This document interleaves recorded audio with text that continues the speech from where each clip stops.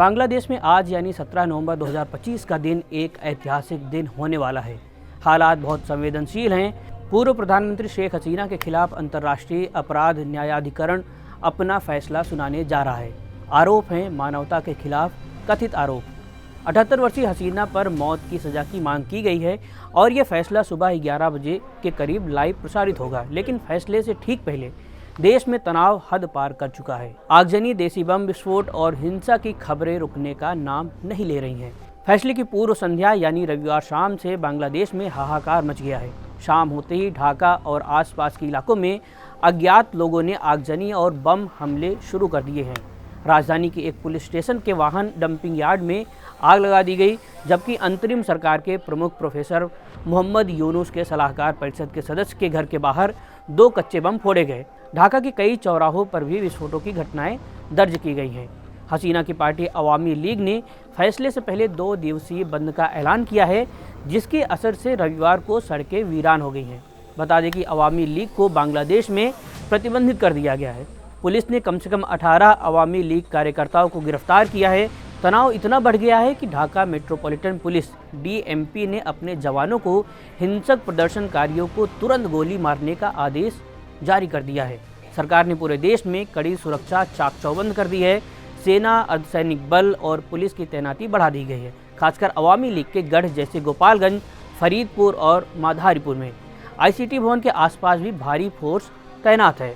गृह सलाहकार जहांगीर आलम चौधरी ने भरोसा दिलाया है कि फैसले का सख्ती से पालन होगा, लेकिन विशेषज्ञों का मानना है कि मौत की सज़ा मिलने पर बड़े पैमाने पर अशांति फैल सकती है, जो 2024 के छात्र आंदोलन की यादें ताज़ा कर देगी, जिसमें 800 से ज़्यादा लोग मारे गए थे। अब ये भी जान लीजिए कि मामला क्या है। शेख हसीना पर यह केस 2024 के जुलाई विद्रोह से जुड़ा हुआ है। छात्रों के नेतृत्व वाले इस आंदोलन को दबाने के दौरान हसीना सरकार पर निहत्थे प्रदर्शनकारियों पर क्रूरता का आरोप है। हसीना और उनके 2 सहयोगी पूर्व गृह मंत्री असदुज्जामान खान कमाल और तत्कालीन पुलिस महानिरीक्षक IGP चौधरी अब्दुल्ला अल मामून पर 5 मामलों में मानवता के खिलाफ अपराधों का चार्ज है। पहला आरोप है हत्या का प्रयास, यातना और अन्य अमानवीय कृत्य। हसीना के 14 जुलाई 2024 के प्रेस ब्रीफिंग के बाद पुलिस और अवामी लीग के हथियारबंद कैडरों ने निहत्थे छात्र प्रदर्शनकारियों पर हमला किया था।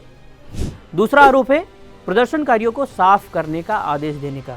अभियोजकों का कहना है कि हसीना ने सत्ता बचाने के लिए हिंसा को हवा दी। तीसरा आरोप है भड़काऊ बयानबाजी और प्रदर्शनकारी छात्रों के खिलाफ घातक हथियारों का इस्तेमाल करने का आदेश। चौथा और पांचवा आरोप है ढाका और आसपास के इलाकों में 6 निहत्थे प्रदर्शनकारियों, जिसमें छात्र भी शामिल थे, उनकी गोली मारकर हत्या। मुकदमा हसीना और कमाल की अनुपस्थिति में चला है। दोनों को भगोड़ा घोषित कर दिया गया। पूर्व पुलिस प्रमुख अल मामून ने कोर्ट में पेश होकर अपना अपराध कबूल कर लिया और सरकारी गवाह बन गए। उन्होंने आंदोलन दबाने में सह अभियुक्तों की भूमिका का खुलासा किया। ICT के मुख्य अभियोजक मोहम्मद ताजुल इस्लाम ने हसीना को मास्टरमाइंड बताते हुए मौत की सज़ा की मांग की है। हसीना ने सभी आरोपों को खारिज करते हुए इसे न्यायिक मजाक कहा है। फैसला सुनाने के 30 दिनों के अंदर अपील दायर की जा सकती है, जिसे 60 दिनों में निपटाना होगा।